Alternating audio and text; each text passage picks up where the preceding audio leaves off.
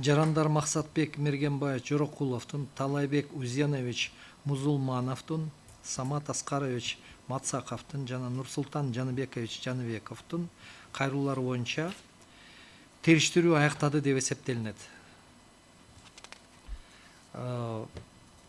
Корутунду сөз үчүн Нурсултан Жаныбекович, сизге мүмкүнчүлүк берилет корутунду сөзгө. Сөзүңүздү айтуу үчүн. Келиңиз, трибунага келиңиз. Урматтуу төрага, урматтуу сот, биздин пикирибиз ошол бойдон эле калат.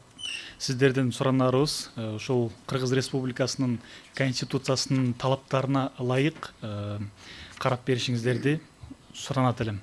Мындан тышкары айрым кылмыш жаза процесстик кодекстин айрым баягы 120 жана 267 беренелердин айрым пробелдерин Конституцияга тууралап беришиңиздерди сиздерден суранабыз.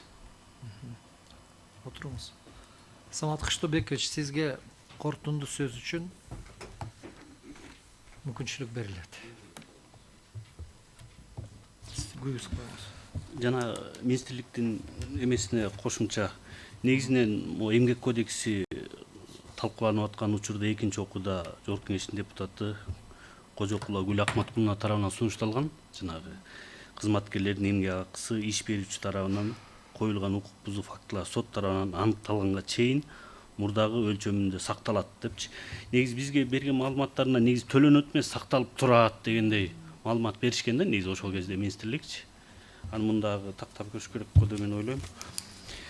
Жорокуловдун жана Музулмановдун Кыргыз Республикасынын кылмыш жаза процессуалдык кодексинин 267 беренесинин 5-бөлүгүн айыпталуучу кызмат ордунан убактылуу четтетүү мындай чараны көрүү зарылдыгы болбой калганда прокурордун тергөөчүнүн өтүнүчү боюнча тергөө судьясынын ал эми соттук териштирүүдө судьянын соттун токтоо менен жокко чыгарылат деген сүйлөө менен көрсөтүлгөн жобосу Кыргыз Республикасынын Конституциясынын 24-беренесинин 2-бөлүгүнө, 61-берененин 1-бөлүгүнө жана 100-берененин 3-бөлүгүнө ылайык келүүсүн текшерүү жөнүндө жана Мацаков Жаныбековдун Кыргыз Республикасынын кылмыш жаза процессуалдык кодексинин 120-беренеси Кыргыз Республикасынын Конституциясынын 24-беренесинин 2-бөлүгүнө, 61-беренесинин 1-бөлүгүнө жана 100-беренесинин 3-бөлүгүнө ылайык келүүсүн текшерүү жөнүндө өтүнүчтөрүн канааттансыз калтырууну суранабыз.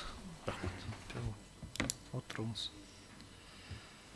Жарандар Максатбек Мергенбаев Жорокуловдун, Талайбек Узенович Музулмановдун, Самат Аскарович Мацаковдун жана Нурсултан Жаныбекович Жаныбековдун кайрылуулары боюнча сот отуруму аяктады деп жарыялайм. Сот чечим чыгаруу үчүн кеңешме бөлмөсүнө кетет. Туруңуздар.